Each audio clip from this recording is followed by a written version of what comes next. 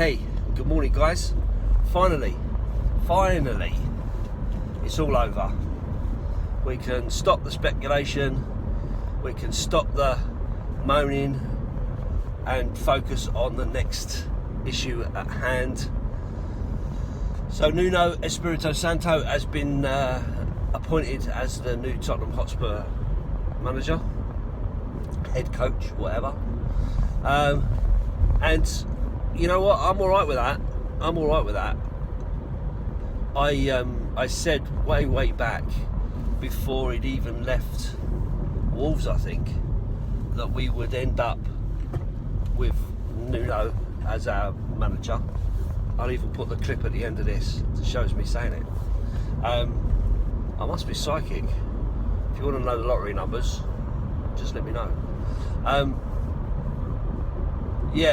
I'm not surprised, to be honest. I've said all along, to a certain extent, it doesn't matter who's going to be the manager, because if Daniel Levy doesn't give them the money and Daniel Levy remains in control of everything, then nothing really is about to change. And what you need is, or what they need, is someone who can work within the constraints that they are setting the manager. So it was kind of obvious, really, that whilst we might go fishing in the big boy pond, ultimately we will get someone who is not as exciting as some people have been asking for.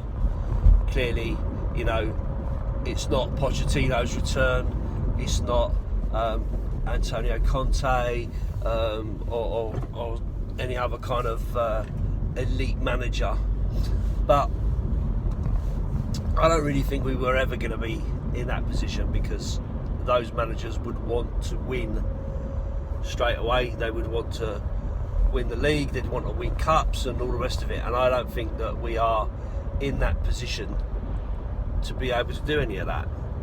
And I think what the club are looking for is someone to stabilise, someone to put the love back into the club, and to get some kind of stability and get us back towards the top four, because that's where the money is. You don't have to win the Champions League to get the money, you just have to be in the Champions League to get the money. And with a lot of clubs these days, that's okay, that's what they want. You know, Arsenal have done it for years, you know, just kept going into it and having a tickle, but earning the money from it. So, and that's what the owners do, you know, because the owners don't watch football in the same way that we watch football. In terms of this DNA thing and Nuno not being, you know, playing the Tottenham way and all the rest of it, I have to agree with the boy Hotspur, who I watch. You know, he's always bang on the money. A really great YouTuber. If you've not seen him, you've got to watch him. He's really good. And he said there is no Tottenham way. There is no Tottenham way. The only way is the winning way. So, and he's right. You know, let's be honest. We go to football matches to see our team win. A great example. I'll give you a great example, right? For those of you that are English and are interested in the Euros, England have just beaten Germany 2-0 the other day.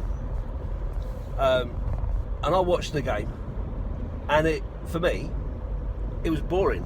I thought Southgate's tactics were terrible. I thought, you know, there was no flair, there was no imagination in the team. It was boring as anything. But when Sterling put the ball in the back of the net, me and the missus went mental. And then when Harry Kane scored, like, it was, you know, paradise. We were, you know, ecstatic, and we won the game. And nobody afterwards went, well, that was boring. You know, they don't. You know, everyone's you know, jubilant and happy and over the moon. So I think that's a great example, right, of how fickle football is. We want to win, You know, we don't care whether it's, you know, great football or not. To be honest with you, we just care that, you know, the ball's in the back of the net and we're walking away winners. So I think all this about they've been looking for someone to play the Tottenham way and all the rest of it, it's a load of rubbish. You know, I think they're just looking for the right sort of person who can work with youth, which is code for we ain't got a lot of money, who can inspire a great set of players, which also is code is we ain't going to get rid of a lot of players,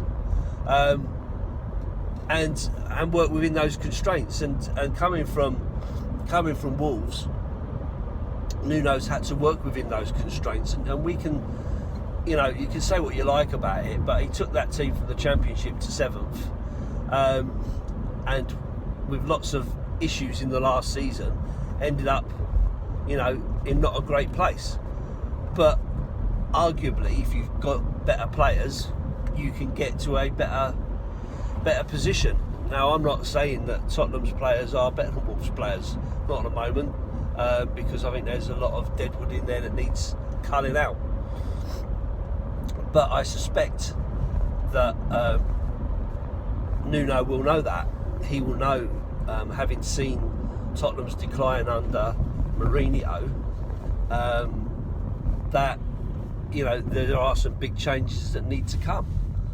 How he goes around that, I don't know. But what it means is, at least now having a coach, we've got the opportunity to start looking at players for next season, ins and outs and all the rest of it. And you know, I know there's not lots of time left to do that business, but a lot of the business in football is done fairly late on these days anyway.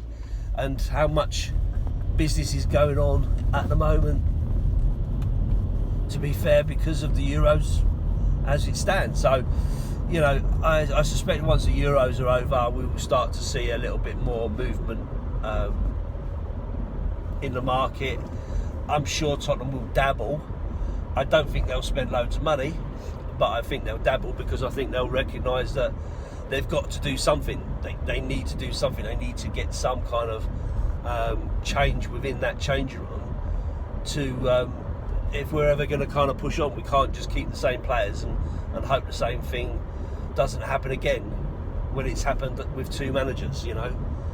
And to be fair, there was some spending within that period, so which didn't change it. So it's more about getting rid of people than it is.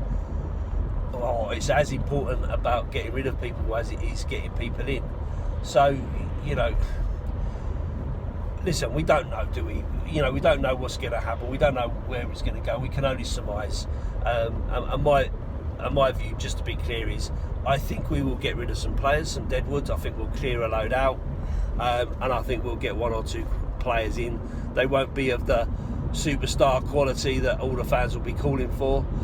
They will just be, you know, players for the positions that need strengthening. And bear in mind, you know, we have got some other players that, you know, that haven't played for us this season or last season that could be coming back, that could be improving. You know, you've got Oliver Skip, who's highly rated. You know, is he going to come back? You know, you've got Sessegnon, who did really well. You know, so, you know, there are other players out there. You know, Tanganga, who had a bit of a difficult season with injuries. You know, those three, you know, are highly rated, and you know, you don't know, another year on, things may be different for those guys, and we may get a better tune out of them. Time will tell. So yeah, so listen, all the hashtags and all that in the world are not going to change people like Daniel Levy's minds. They will do what they think is the right thing for them, and they will legitimise it through their it's the club and it's for the club and all the rest of it. They'll say the right things to try to make it seem okay to the fans, but ultimately they'll do what they want. But Nuno is now the manager, and on Twitter last night I saw a lot of tweets being really positive about him coming, and I think that's right. I think we should all just get behind the manager now and see what happens. let him take us to where he could take us. And to be honest with you, if he could take us back to the Champions League, and instill some pride, which is what he called for, into the club and into the fans, and along the way give us some exciting football and some winning football, because ultimately, as I've said, it's all just about winning, then I think, you can't really ask for much more than that. I think, Pochettino got us to a position where we were really thinking that we were up there with the big boys and we deserved to win trophies, and it was just trophies to come. Bringing in Mourinho shows that it's not as simple as that. So I think, ultimately, we're going to have to be patient, which is not a football fan's biggest trait, But, we go to football to be entertained. We go to football to have a good time. You meet with your mates, have a beer, watch your team perform well, hopefully, and win, and that's it, So onwards and upwards. The coach situation has been resolved. So with the coach situation resolved, it's now on to what? What should it be on to? Transfers. Okay. Let's just wait until the Euros are out of the way, and then let's see what transfers we're going to get. And we'll go from there and see what happens. But I, for one, am just happy that the whole situation is now resolved and we can move on and look forward to the new season up the Spurs. Right, final question for you all. A score prediction for the Aston Villa game, score prediction for the Leicester game, and who you think Tottenham, the new Tottenham Hotspur manager will be. Lee, let's start with you. 2-0 to us against Villa. I think 1-1 against Leicester, if we're lucky. And I think it's going to be someone like, and I don't know for definite, but I think it'll be someone like the Wolves manager. I think we'll end up with someone like that. Wow. Okay. Melvin? Nuno.